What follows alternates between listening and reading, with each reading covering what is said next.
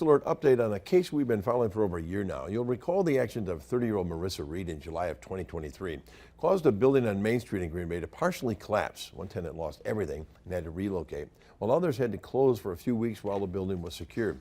It's the reason a Brown County judge sentenced Reed to 1 year in jail this morning. She's convicted of reckless driving, causing great bodily harm, and will report to jail in December.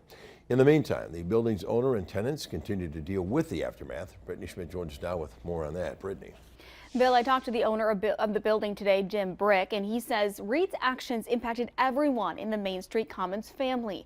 He hopes Reed understands that after today's sentencing. This is the moment Merissa Reed's actions changed the Main Street Commons footprint in Green Bay forever.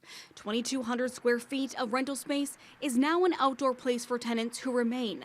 The owner, Jim Brick, says one of his tenants lost everything and is in the process of rebuilding their business in another location.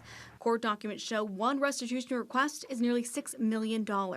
She does know that she impacted the building owner, the tenants, quite dramatically when she was first presented with the restitution claim. She was shocked at the amount of damage she did cause. Brick says the damage to the building alone was nearly $1.5 million. He says he didn't plan to get involved in Reed's legal process or sentencing on Tuesday, but felt he needed to after some social media posts appeared online.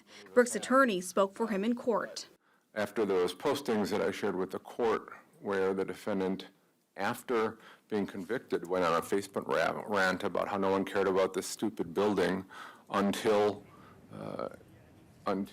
she knocked it down, that really was painful for him and his community in that building to see. It shows just a stunning and unexplainable lack of remorse, lack of responsibility after being convicted by the court. So I do apologize to them for that, for not thinking of them, not thinking at all that what they were going through, what they have had to go through because of me.